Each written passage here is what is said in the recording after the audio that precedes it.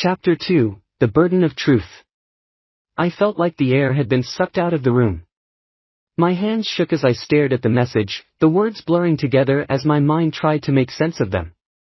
I wanted to believe it was a mistake, that I had misread it or that it wasn't what it seemed. But deep down, I knew. The truth was staring me in the face, and there was no way to deny it any longer. I sat there on the edge of the bed, the phone still in my hand, as the sound of the shower echoed through the walls. My mind raced, trying to piece together the fragments of my shattered reality. Who was this person? How long had it been going on? Did Sarah love him, or was it just some fleeting affair? And how had I been so blind? When Sarah came out of the bathroom, towel wrapped around her, she glanced at me and smiled. But the sight of her, fresh, clean, untouched by the guilt I expected her to carry, made me feel sick. How could she act so normal, so calm, after everything? How could she stand there, pretending like nothing had happened? "Hey," she said casually, running a hand through her wet hair. "What's the plan for today?" I couldn't answer. The words caught in my throat, a lump of anger, sadness, and disbelief. I wanted to confront her, to throw the phone at her and demand answers, but something held me back.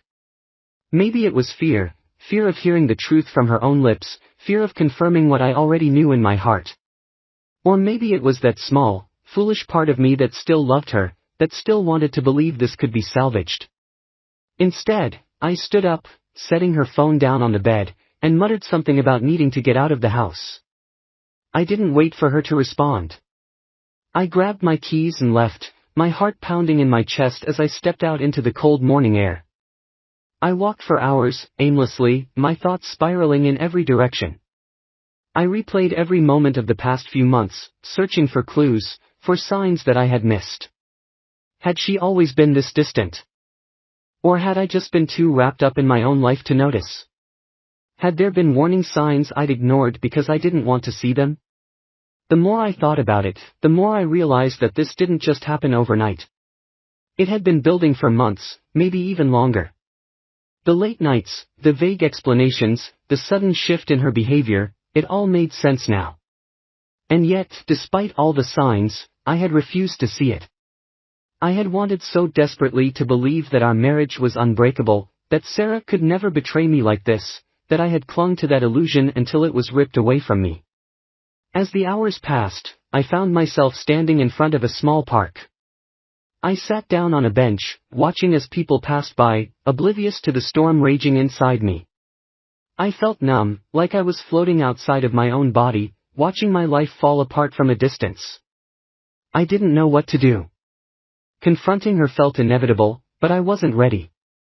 I wasn't ready to hear her say the words that would confirm my worst fears. I wasn't ready to hear her tell me that she didn't love me anymore, that she had found someone else. But at the same time, I couldn't go on like this, living in limbo, caught between the life I thought I had and the truth I now knew. When I finally returned home, it was late afternoon. Sarah was sitting at the kitchen table, her laptop open in front of her. She looked up when I walked in, her expression a mixture of relief and confusion.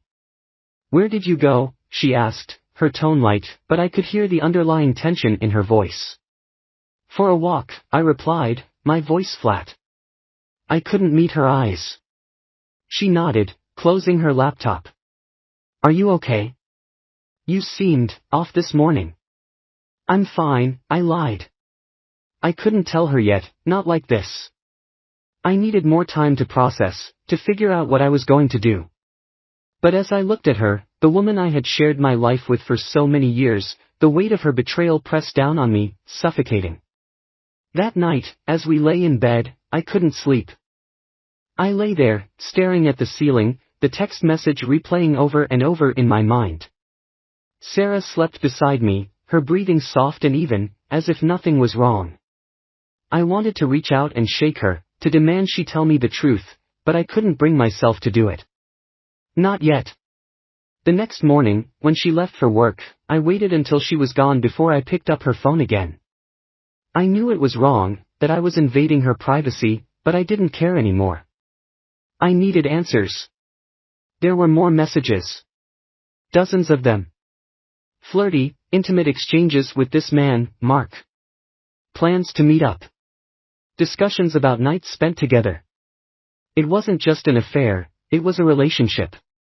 Something deeper than a one-night stand, something that had been going on for months, right under my nose. I felt like I was going to be sick.